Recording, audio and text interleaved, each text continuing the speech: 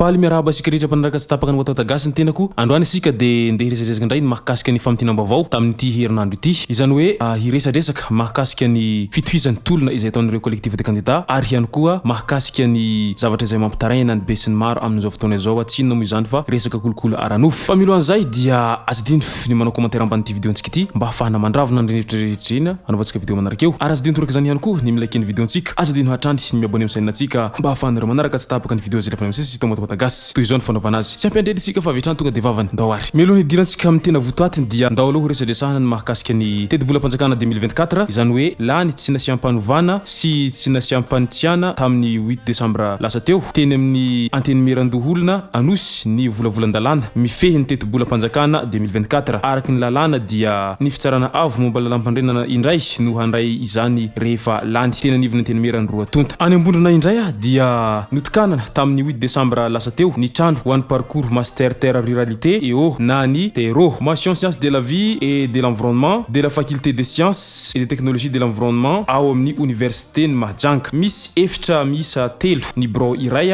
ary efitrano fivorina miaraka amin'ny fitaovana no mandrafitra ity trano ity samy nisotra ny projet protection et réhabilitation des sols na prosol izay angadina nanana izao trano izao ireo rehetra nandray ny fitenenana tamin'izany antenaina fa hitondra vokatsoa ho an'ny mpianatra mandranty fianarana ao ny fahazoana an'ity trano vaovao ity etsy andaniny dia resaka trangana kolokolo indray hatreto dia tsy voasoratra ao anatin'ny lalàna eto Madagasikara ny famaritana ny kolokolo aranofo noho izany dia niroso ny komity mitandro ny fahitsiana ary nanatanteraka ny fihonana mivantana na raha na fifanankalozan-kevitra maromaro tamin'ny mpisehatra isan-tsokajiny toy ny ministeran'ny fitsarana ambaratonga voalohany ao Antananarivo ny ministeran'ny fampianarana ambony sy ny fikarohana ara-tsiansy ny ministeran'ny fanabeazam-pirenena ny bianco ary ny paky ny gendarmerie-pirenena ny polisy-pirenena malagasy ny fiarahamory-pirenena mba hijery ny paikady hisorohana sy hiadina amin'izany nampahafantarana tamin'izany tao amin'ny antenimera-pirenena araky ny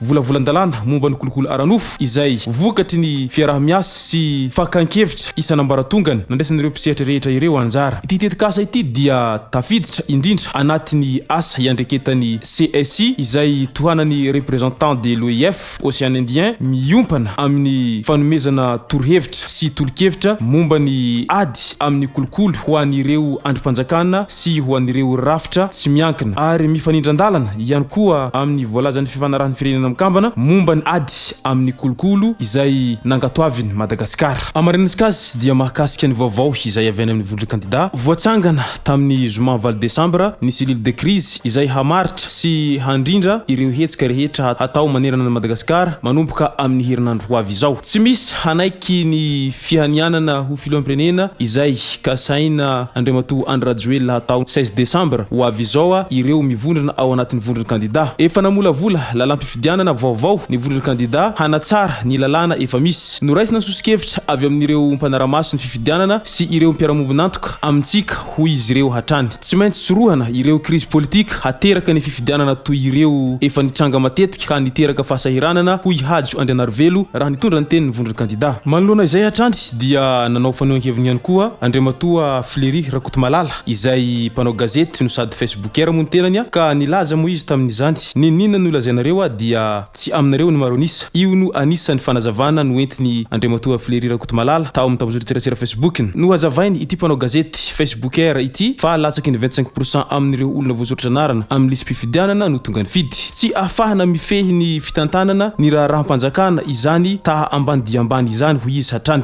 atahorana ny zavamisy eto amin'ny firenena ho hatrany Flery Rakotomalala mety hipoka izany amin'ny ora sy fotoana tsy ampoizina noho ny tsy fisian'ny fifandaminana sy fifampiresahana ny fampiasana ny mpanao gazety natao tamin'ny gasikera fensoa ireny sy amin'ireo hafa dia miteraka fankahalana amin'ny samy mpiray tanindrazana ho hatrany Flery Rakotomalala aoka alamina fa raha mitohy izao tsy maintsy hipoka ny sarimbilany ho izy hatrany raha nilaza mazava fa misy farany daholo ny zavadrehetra izay zay raha tomboko lasy tomboko vavy mahakasika ny vaovaontsika amin'ny tindray mitoraka ity ka manasitsika rehetra hanao commentaire amban'ity vidéontsika ity mba ahafahana mandravina ny hevitra rehetrarehetra anaovantsika vidéo manaraka eo manasitsika ihany koa ilekeny vidéontsika ary manasantsika tanandroa hatrany iabone amin'ny sainantsika mba ahafahanareo manaraka tsy tapaka ny vidéo zay lefa misy tonga Nouveaute gasy tomboko lasy tomboko vavy mangasitraka de mirary soa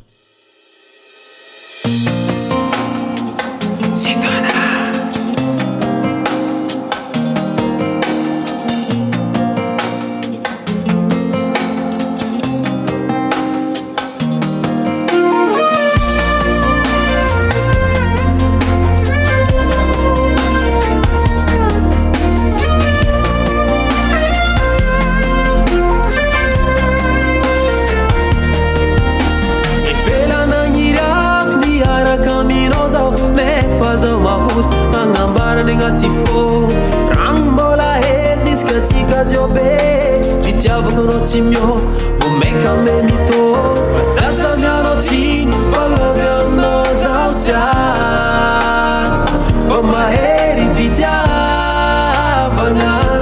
atolotro anao tany hesa atolotro anao ty foko maleva atolotro anao kasamianatsiny zaho tsy agne fa mahery fitiavako anao kasatao adala zaho tsy agne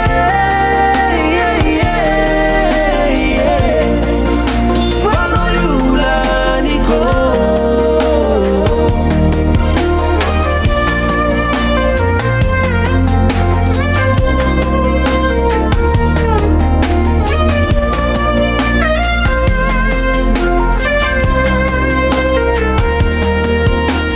Sono non il las, tanambani anaty fono, nefa za mavozo